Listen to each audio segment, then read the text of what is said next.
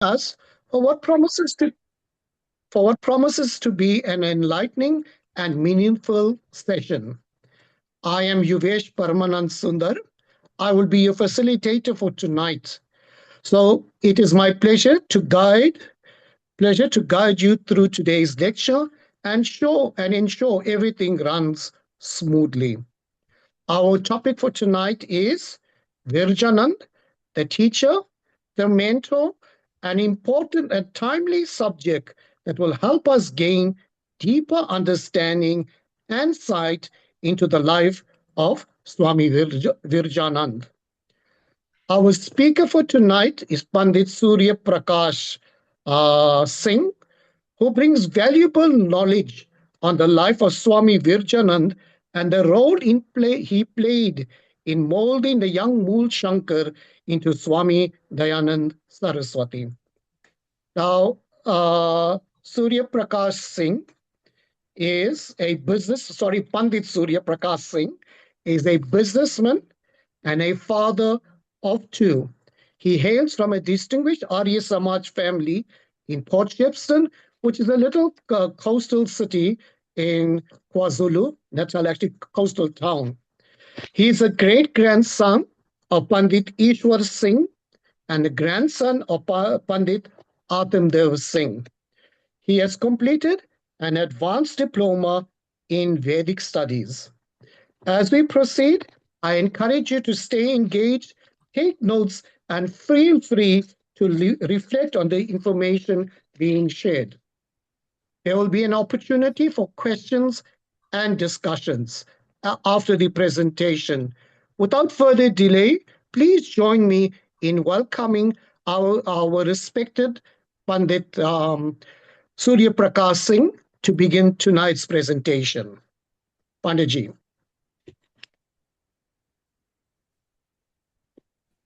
Namaste and thank you, Panditji, Program Director.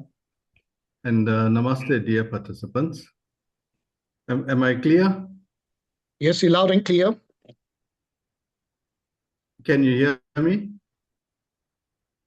Yes, we can. Yes, I can hear you loud and clear. Yes, we can.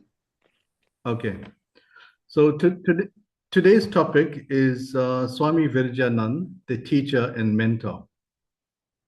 I will begin with a brief outline of Swamiji's life. Virjanand was born in Katapur in the year 1778 in a Punjabi Brahmin family. At the age of 5, he lost his eyesight from an attack of smallpox.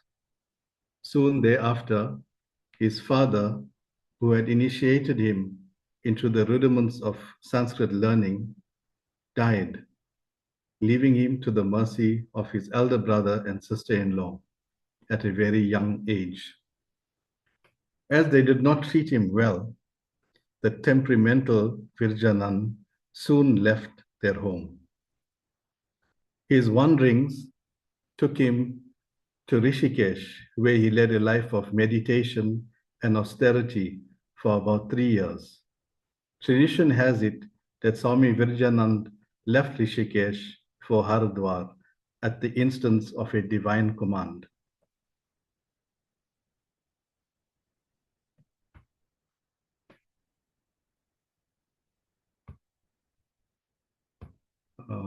Where am I now?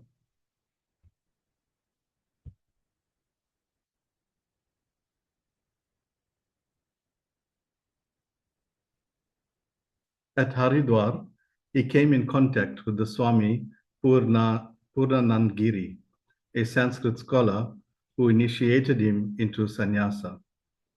Purnanand created in him a deep love for Sanskrit grammar and for the Ashva Sastras, scriptures authorized by rishis. Soon he began to master other branches of Sanskrit literature and also took up teaching others. Virjanand left for Varanasi, the well-known city for Sanskrit learning and for higher studies. Here he lived for about 10 years, mastering Mimamsa, Vedanta, and Ayurveda. Soon he came to occupy a place of eminence among the scholars of Varanasi. From Varanasi, Virjanand went to Gaya, where he made a comprehensive and critical studies of Upanishads, continuing the work he had done at Haridwar and Varanasi. From Gaya, Virjanand went to Calcutta, which was at the time attracting Sanskrit talent from all over the country. At Calcutta, he lived for a number of years, impressing the citizens with his mastery of Sanskrit grammar and literature. In spite of the material comforts he had at Calcutta, Virjanand soon left that city and settled in Gayada Ghat at the banks of the Ganges. It was here that the then Maharaj of Alwar came across him and was greatly impressed. On the invitation of the Maharaj, he went to Alwar, where he stayed for some time. At the request of the Maharaj, he wrote Shabda Bodh, the manuscript of which is still treasured in the library of Alwar. From Alwar, Virjanand went to Soron, and from there to Mathura. At Mathura, he established a Pathshala, a school, to which students flocked from all over the country. The expenses of the Pathshala were met by the donations from the Rajput princes, and no fees were charged from the pupils. Incidentally, at about the same time, Dayanand Saraswati had been wandering all over the country in search of a guru. Dayanand came across a monk, Purna Sharma Swami. He heard the story of Dayanand's wanderings and told him, there is only one man on this earth who can fulfill your desire of seeking truth, and that man is Virjanand Danesha. He lives in Mathura. Thus, in 1860, Dayanand traveled to Mathura to meet Virjanand. Upon arrival, he knocks at the door and Virjanand asks, "Who are you?" And Dayanand replies, "I do not know who I am. That is why I came here, to find out who I am." Virjanand, now 82, was not taking students, but after realizing Dayanand's quest for truth, he decided to accept him as his student. Virjanand then inquired about his objective and education. Upon learning that he had studied Kaumudi and Saraswata, two famous texts on Sanskrit grammar, he asked Dayanand to throw them into the river Yamuna and then come back. Dayanand surrendered himself at the feet of the Grand Master. Virjanand was a taskmaster, and he expected a high standard of diligence and discipline from his students. Even though he was blind, he could clear all doubts of his disciples, quoting verbatim passages from scriptures. Dayanand underwent a rigorous training under Virjanand, whom he promised to devote his life to the revival of Hinduism and work to spread Asha, literature, and knowledge of Vedas. This was Virjanand's mission. Virjanand died on the 14th of September 1868 at the age of 90. On 14 September 1971, the Post and Telegraph Department of India released a stamp in his honor depicting the Swami in a sitting posture. So Swami Dayanand had to keep his promise. He advocated that all human beings are equally capable of achieving anything. He said all the creatures are the eternal praja, or citizens of the Supreme Lord. He said the four Vedas, which are the Rig Veda, the Yajur Veda, Samved, and Atharva Veda, are the only true uncorrupted sources of Dharma revealed by the Supreme Lord. At the beginning of every creation, also because they are the only perfect preserved knowledge without alterations, using Sanskrit poetic rhythm or chandas, and different techniques of counting the number of verses and Vedic chanting techniques with different Vedic chanting techniques. He says that confusion regarding the Vedas arose due to the misinterpretations of the Vedas, and the Vedas promote science and ask humans to discover the ultimate truth, which he has emphasized throughout his commentary on the Vedas. He accepted the teachings of the first 10 principal Upanishads. He further said that any source, including Upanishads, should be considered and accepted to only that extent as they conform with the teachings of the Vedas. He accepted the 6 Vedanga texts, which include grammar and the like required for correct interpretation of the Vedas. He accepted the 6 Darshana Sastras. Unlike medieval Sanskrit scholars, Dayanand said that all 6 darshanas are not opponents, but each throws light on different aspects required by the creation. The books, Brahmanas, are also valid, but again, only to the extent as they agree with the 4 Vedas, because these texts are prone to interpolations by others. The 8 Puranas and the 18 Upapuranas are not the authentic Puranas and not authored by sage Vyasa, and they violate the teachings of the Vedas and therefore should not be accepted.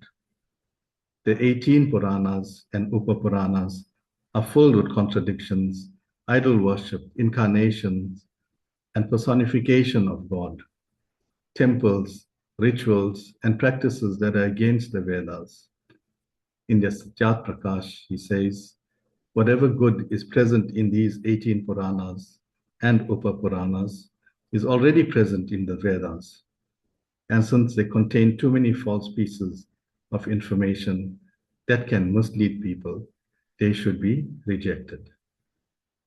He lists out various texts that should not be treated as honest texts to develop one's understanding of the world and the Lord.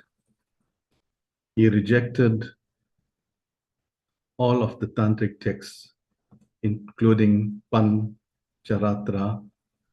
He said that these texts are not valid as they teach different customs, rituals, and practices which are against the Vedas.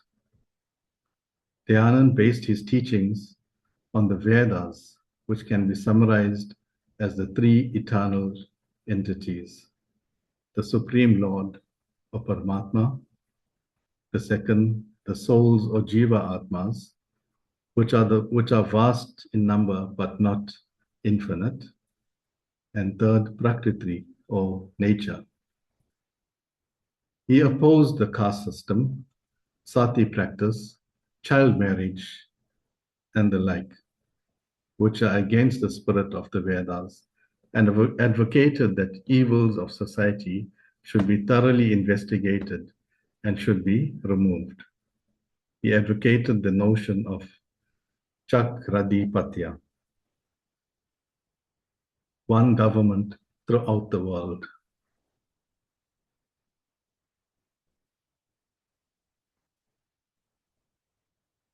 Swami Dayanand's teachings and principles, and also the mission of Swami Virjanand. Om is the highest and most proper name of God.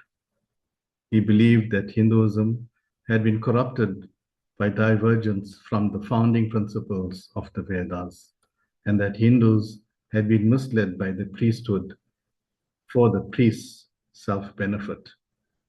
For this mission, he founded the Arya Samaj, enunciating the 10 universal principles called Trinavantu Vishwa Aryam. With these principles, he intended the whole world to be an abode of 4 Aryas, noblemen. His next step was to reform Hinduism with a new dedication to God. He traveled the country challenging religious scholars and priests to discussions, winning repeatedly through the strength of his arguments and knowledge of Sanskrit and Vedas. Hindu priests discouraged Hindus from reading Vedic scriptures and encouraged rituals such as bathing in the Ganges and feeding of priests on anniversaries, which Dayanand pronounced as superstitions or self-serving practices. By exhorting the nation to reject such superstitious notions, his aim was to educate the nation to return to the teachings of the Vedas and to follow the Vedic way of life. He also exhorted Hindus to accept social reforms, including the importance of cows for national prosperity, as well as the adoption of Hindi as a national language for national integration. He inspired Hindus to aspire for Swarajya, self-governance, nationalism, and spiritualism.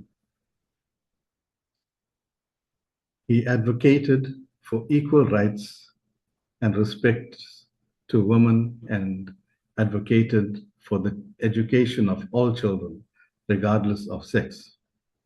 In addition to discouraging idolatry and blind faith in Hinduism, the Arya Samaj's appeal was addressed not only to the educated few in India, but to the whole world, as evidenced in the 6th principle of the Arya Samaj. As a result, his teachings professed universalism for all the living beings and not for any particular sect, faith, community, or nation.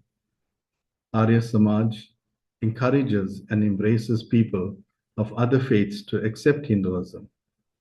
Dayanand says in Satyat Prakash, I accept as Dharma whatever is in full conformity with impartial justice, truthfulness, and the like. That which is not opposed to the teachings of God as embodied in the Vedas, whatever is not free from partiality and is unjust, partaking of untruth and the like, and opposed to the teachings of God as embodied in the Vedas, that I hold as adharma. He who, after carefully thinking, is ever ready to accept truth and reject falsehood, who counts the happiness of others as he does that of his own self, him I call just. Dayanand's Vedic message emphasized respect and reverence for other human beings, supported by the Vedic notion of the divine nature of the individual. In the 10 universal principles of the Arya Samaj, he enshrined the idea that all actions should be performed with the prime objective of benefiting mankind. The first 5 principles speak of truth, while the last 5 speak of a society with nobility, civics, co-living, and disciplined life. In his own life, he interpreted moksha to be a lower calling, as it argued for benefits to the individual rather than calling to emancipate others. I would like to end by recapping the foundation of the Arya Samaj principles. The first one, belief in one formless God, Ishwar. 2, authority of the Vedas. 3, truth, reason, and scientific temper. 4, education for all. 5, equality and social justice. 6, karma and dharma. 7, opposition to ritualism and superstition. And 8, universal brotherhood and patriotism. Swami Dayanand's message was clear. The only way to find truth is to go back to the Vedas. Thank you. Namaste.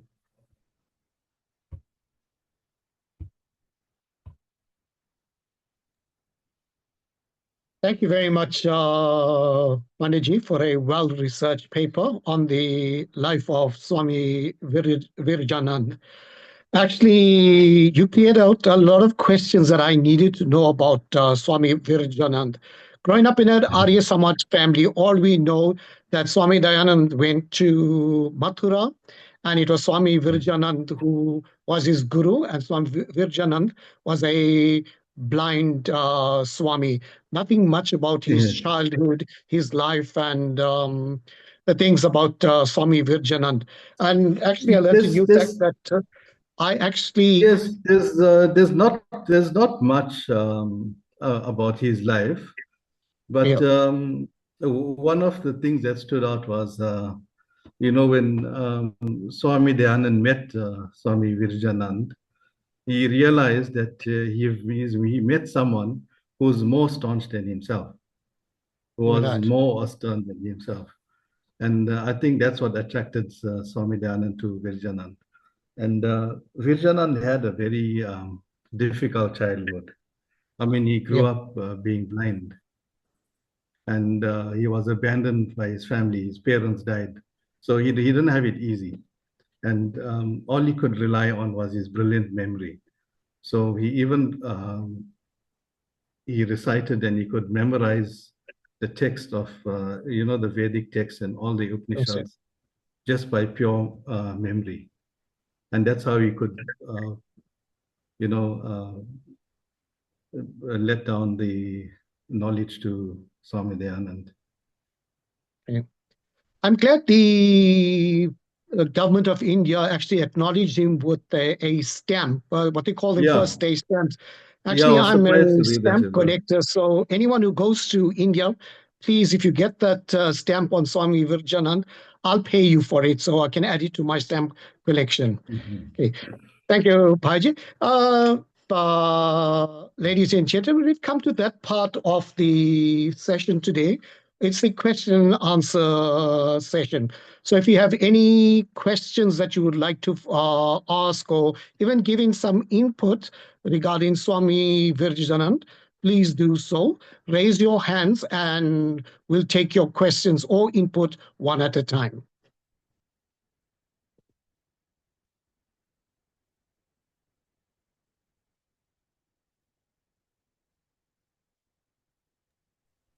One hand is raised. Okay, I cannot see. Okay, please. It's not showing on my screen. No problem, Bhaji. I'll come in. Okay.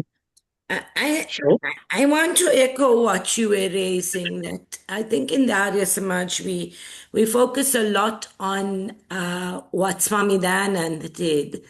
And we don't get to looking at who shaped Swami Dayanand and where he got the rigor that he actually got. He spent 8 years with Swami Virjanand. And in those 8 years, he actually got to understanding how you deconstruct the Vedas. how you actually get to the truth, and which is the correct way of interpreting what's in the Vedas. For example, na tasya pratima asti. There's no idol in God. There's no God in the stone. But if you recite it differently, na tasya pratima asti, it means there is an idol in the stone. So it's that kind of grammar in Sanskrit, Panini's grammar, that he brought forward in that time, and didn't only look at what the religion should be, the ritual should be, but looked at what dharma should be and what society should be looking at and how society should be organized. And, as an educator yourself, I think you'd understand what I'm saying, that, you get a bright pupil, but very few of us actually say, it was a good teacher that taught this person. And I think it's important that, we begin to look at that. And then, the leaders that Swami Dayanand had left as succession, because every age has its own crises and conditions, and we need to constantly develop leadership if we want the Arya Samaj to continue. Thank you, Bhaji. Thank you, Karina. Jim, any other questions or input regarding today's topic?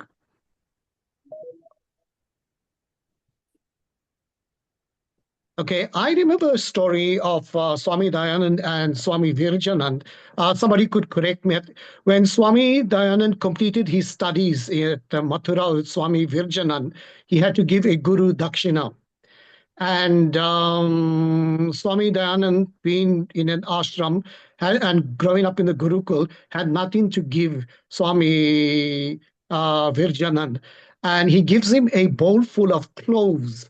And he gives Swami Virjanand a bowl full of cloves because he knew Virjanand loved to chew on cloves at the end of the day after he had his meals. And then Virjanand in return tells him that for a true Guru Dakshina, he needs to go out into the world and spread the message of the Vedas. That is what I remember from as a little child at Hindi school on the Swami Virjanand and the Guru Dakshina that he received from Dayanand Saraswati. Pandit, you wish Aarti Ben's hand is up. Hands up. Okay, Aarti ji. Okay, this is just an idea that I've got now listening to you. Prakash Bhai, what was the date of birth of Swami Virjanand? And the reason I'm asking is that if we have the date of birth, then we can commemorate his birth anniversary as well. Why not? Yes, we can do that. Yep. Yeah, Yeah. he was born in 17, what was it? So, I think I have it, yeah.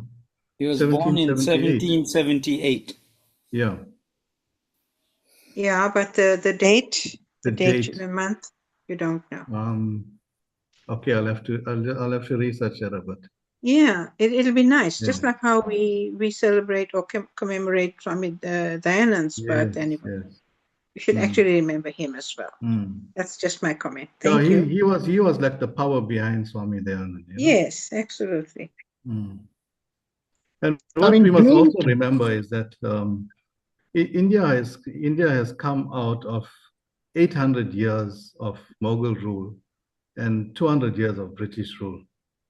And when these souls were born, it was in the middle of the British rule. And for them to have achieved so much in that time, I think it's remarkable, you know.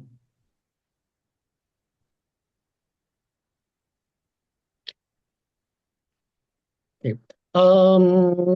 what we must also remember is that he was blind at the age of 5. So he must have been a very intelligent person to master the Vedas and grammar as well as a blind person. I mean, at that time, there was no sort of braille writing or any form of writing for blind people. So he must have bahated the Vedas and grammar as well, since he was blind. So it tells us that Dayanand learned from the best. Yes, correct. Yeah. Any other questions, input regarding Swami Virjanand? Namaste. Raj Namaste. Kalicharan from New York. What was the most important? I don't want to say the word thing, but what was that most important knowledge that Swamiji get from his guru? And does anybody know who was Swami Virjanand Guru?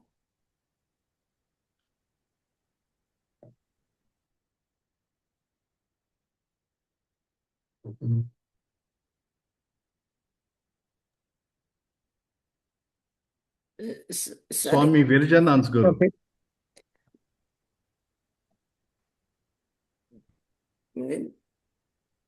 I think. Well, sorry.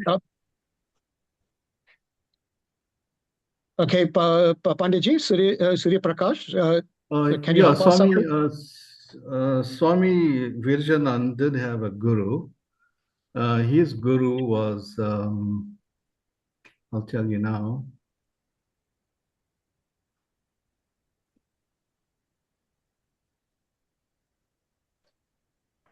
Swami Purnanand Giri. That's where it was Swami Purnanand Giri who initiated him into sannyasa. And it was Purnanand who created that love for grammar and for Sanskrit. He inculcated that flair for grammar and Sanskrit in Virjanand. So it was Swami Purnanand Giri. Thank you, Prakash. I think the one important thing that we need to take note of is the context of the time. And Prakash Bhai raised it, that, you were under British colonization. The Gurukul system was breaking down. The values in society were fragmented, and the domination of the priestly class was really very great. So on one side you had the domination of the priestly class, and on the other side you had the attractions of British way of life, a European way of life. And that, led to a lot of the intellectuals who could see, the destruction that was taking place, to actually begin to preserve the old ideals, the values in society. So when we ask the question, what was it that Swami Virjanand passed on to Swami Dayanand, it would be, that whole issue of how do you go back to the Vedas? How do you actually create a society that is independent, that can stand up and produce things for themselves, that can rule themselves, and that actually has a universal appeal, where you can actually pull the entire world to be humane and deal with it. And where do you get all those answers? You get all those answers from the Vedas. And that is why when Swamiji set up the Arya Samaj, his clarion call was back to the Vedas. Thank you, Karunaji, for your input there. Any other questions? Any input? Karunaji, I could be corrected. At the time of Swami Virjanand, the famous British professor or scholar came into India, and where he Macaulay, I think his name was, brought in the British school system of education. And it was around that time thousands of gurukuls were actually closed down in India as well. And one of the messages that from my reading that Virjanand gave to Swami Dayanand was the re-establishment of the Gurukul system of education, as well as you said, back to the Vedas as well. Definitely. The British education system was being implemented and the Gurukul system was disintegrating. And so, that whole issue of educate a nation, educate a woman, you educate the family, you educate the nation. But if you educate the nation, then you have independence.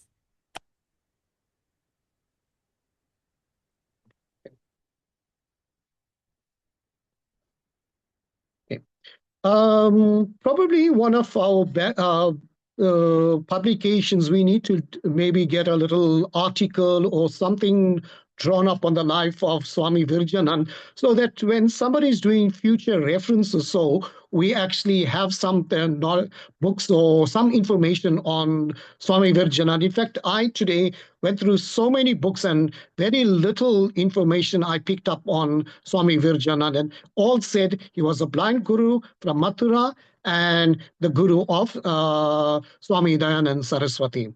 So we need to look either at compiling a little pamphlet or a little booklet on Swami Virjanand as well.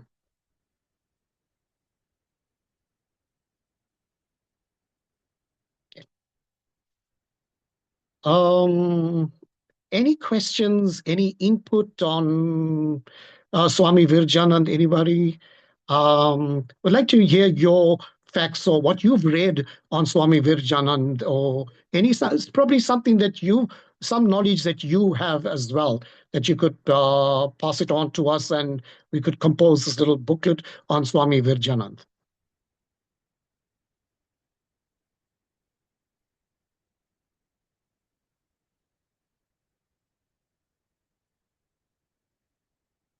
There is a little Wikipedia link I share in the chat there. Okay. That there is a little part on Wikipedia that already have some information. Maybe as an Arya Samaj group, we can expound on that and make it more complete. Sure. Okay. We can look at that, Bhaiji. Yes, there's also Dr. Satish Prakash also has a write-up on that as well. So his book is quite intense, and a lot of information is evident there. So I think Karunaji has that book. So maybe it can be made available to everyone. A lot of the information I got out of that book as well.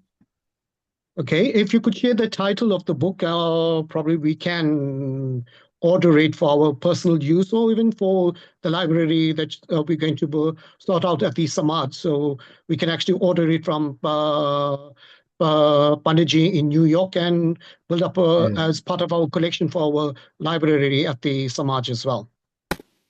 Panditji, if you'll just give me a second, I can just share something. It's a book that I purchased in India, which says Major Role of Arya Samaj in the Freedom Struggle of Bharat. And there's a chapter on the life of Swami Virjanand. And in the year 1856, Swami Virjanand presided very well in a meeting that was held in the city of Mathura. And in this meeting, Swami Virjanand aroused the passion of freedom amongst all citizens of Bharatvarsh and encouraged them to unite, to move forward and take courageous actions against foreign rulers. So this is also an indication of the impact that he had on the life of Swami Dayananda. Swami Virjanand was brought, being blind, he was brought in a palki, in a palanquin, to the meeting. And when the Hindus and the Muslims welcomed him, it was a huge arousal by the people. They threw gold coins and they welcomed him. And everyone listened to his speech with full attention and believed in what he said and reassured him that they would put his advice into action for the future of India. And towards the end, I would just like to just say that when Mahatma Virjanand was brought into the meeting in a palki, Hindu and Muslim saints, they even blew conches, drums were sounded, and they also sang patriotic songs. And this blind sadhu had power of understanding of all kinds of knowledge. He knew the attributes, the greatness, and the dignity of Almighty God. And there's a person that was there, Amir Mustaq Mirasi, a Muslim, said, as guided by my soul, offered him 5 flowers and touched his feet and wished to Almighty God to produce such good souls always to the benefit of humankind. So that's the type of person that influenced the life of Swami Dayananda Saraswati. He was a great, you could see he was a very great revolutionary leader in India at that time. Thank you. Thank you, Kiran Bhai, for that information that you shared with us. Now, this is where I normally say is that as Arya Samajis in South Africa and the rest of the world, we have a lot of information and a lot of books there. So we need to share whatever information we have as well. I mean, today I myself have learned so much on the Swami Virjanand. And Kiran Bhai, you brought in another angle to, or another part of his life as well. So whatever knowledge we have, please, everybody, share it with each other so that we can actually build on whatever knowledge that we have. And as Vishnu Bhaiji said, then I can lose the balance of my hair by gaining more knowledge as well. Right. Yeah. So we all want to learn, and thanks to back to the Vedas platform, we've gained so much of knowledge from this lectures that we have once a month, and I actually need to thank the committee for giving us this opportunity to join in, listen, and share whatever information we have as well. Any other questions, input on Swami Virjanand?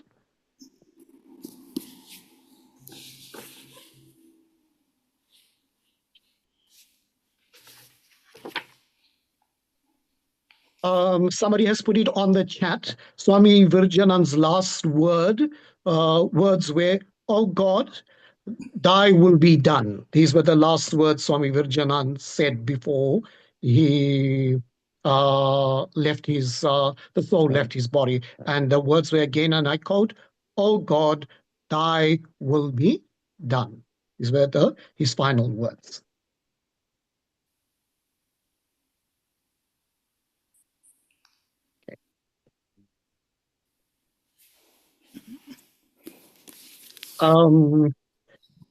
Karanaji, then seeing that there's hardly any questions or very little input, then we have another 15 minutes. Then can I move on to a few notices and inform the House on the happenings of the Arya Samaj locally?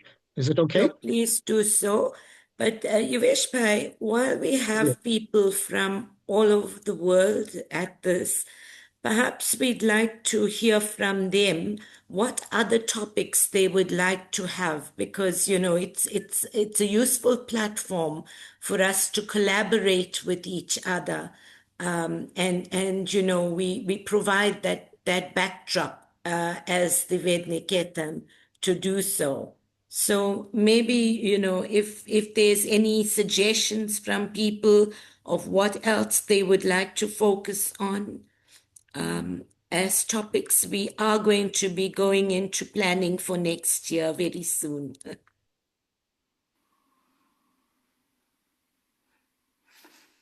Okay.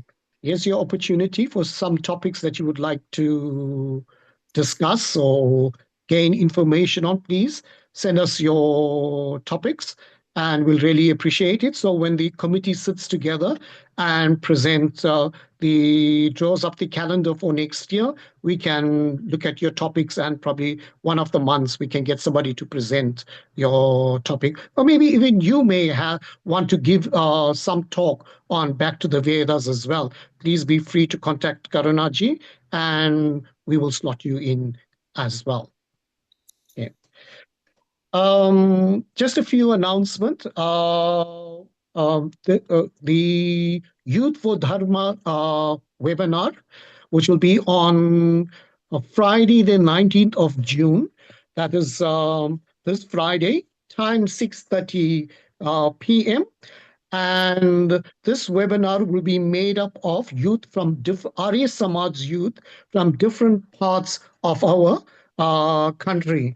And some of the panel members are Athmadev Singh, Yashkar Bandhu, Nishka Ram Saran, Nadine Purushottam, Sudarshan Bandhu, and Swami Vedanand. So remember, on Friday, time 6:30, the Arya Samaj Youth Webinar on Friday, the 19th of June.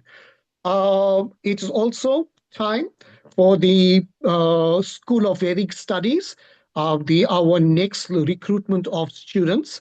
And the next recruitment of students starts again. So if you have family, friends, or relatives who wish to join the School of Vedic Studies, please contact the office and we will assist you with information regarding the School of Vedic Studies as well. And to the members that live locally, on a Sunday at the Arya Samaj at 8:30, we have our satsangs. And then Pandit Kiran also on a Sunday on Zoom. We also have our satsangs on Zoom, and various associations or affiliates of the Arya Samaj have their satsangs on either a Sunday or a Tuesday. Please contact the head office for details regarding a satsang venue that is nearest to you. And please do join in and help us build our satsangs as well. Okay.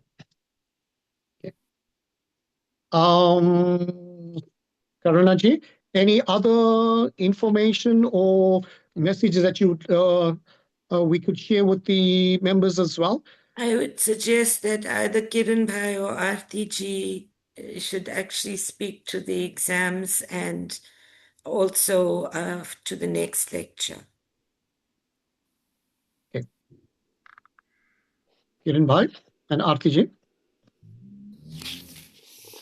Aarti ji, if you could give us some on the Ved Niketan exams, which we are online examinations, which we are busy promoting. If you give us some details there, Pandit Aarti ji. Thank you, Pandit Juvesh. Yes, that's the Ved Niketan, which is the standing committee of the Arya Samaj, South Africa, propagates the Vedas through graded exams that we have. The books that we use have been written by Pandit Nardev Vedalankar, and they start from the elementary teachings of Hinduism and go right, which is the beginner's course, and it goes right up to the higher diploma, which is Dharma Prabhakar. Those exams are now going to be written online. So for more information on that and how to register, please get onto our website, which is www.aryasamajsa.org. Am I right, Karuna? Correct. I've put it in the chat. Thank you. Thank you. Yeah. So, so we have those graded exams, and all the books are in English. And they follow a progression. They start off very simply, but as you go to the highest books, you find that it's the same topics that are now progressing to a higher level, where you would understand the philosophy of Hinduism or of Vedic culture, and then the Vedic way of uh, prayer and worship and life. You will find it all in those books until you reach your last exam, which is the higher diploma.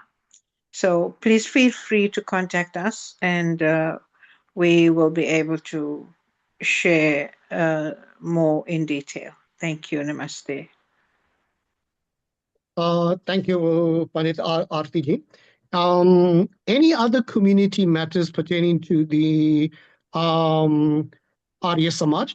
I do understand, and I do know from the Vedic Purohit Mandir, we've started a befriending service, which is still in the early stages. Here we're looking at going to members' home, be they at home or in hospital. So either to pray, talk to them, chat with them as well as just to chat with them, talk to the caregivers as well, make them feel important. So if you have any family, friends, or relatives that's not well or so, and you would like us to go and pray for them, visit them in hospital, or even just visit them for that matter, just to talk and make them feel liked and important as well, please contact myself or Pandit Ratna, and we'll be able to assist you as well with that befriending service as well.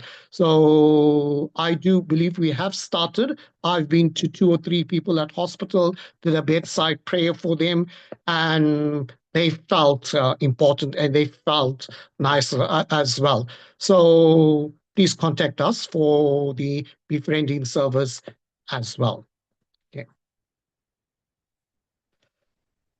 Ladies and gentlemen, as we come to the end of this evening's lecture, I would like to express our sincere gratitude to Pandit Suriyaprakash Singh and scholars and other scholars for sharing their knowledge, insights, and perspectives with us.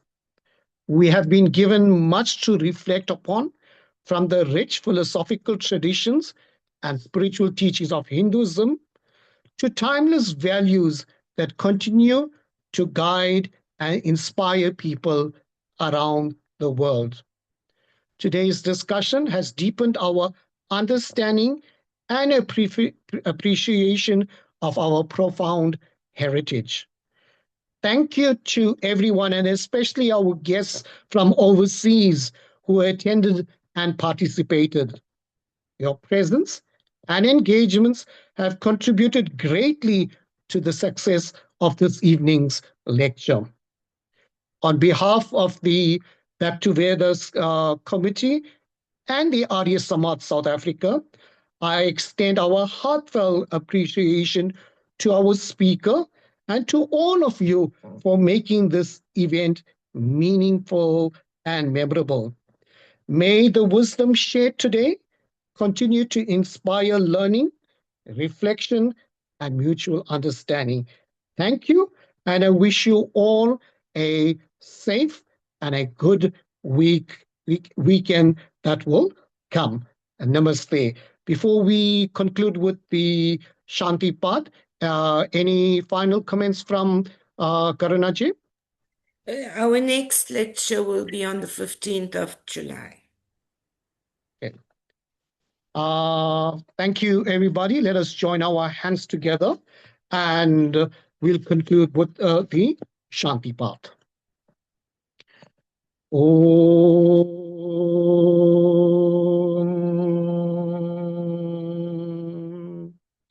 Sarve Bhavantu Sukhinah, Sarve Santu Niramaya, Sarve Bhadrani Pashyantu, Ma Kasit Dukha Ma Panuyat.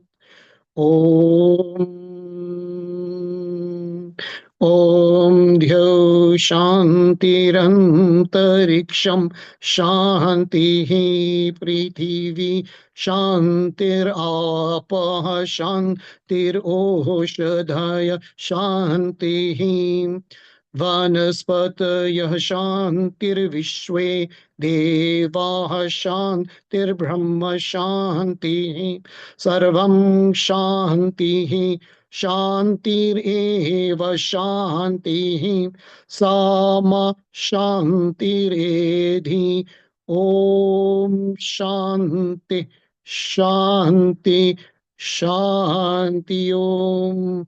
Namaste, everybody. And once again, thank you very much. Stay safe and be safe. Namaste, everybody. Namaste. Thank you. Namaste. Thanks, Swamiji.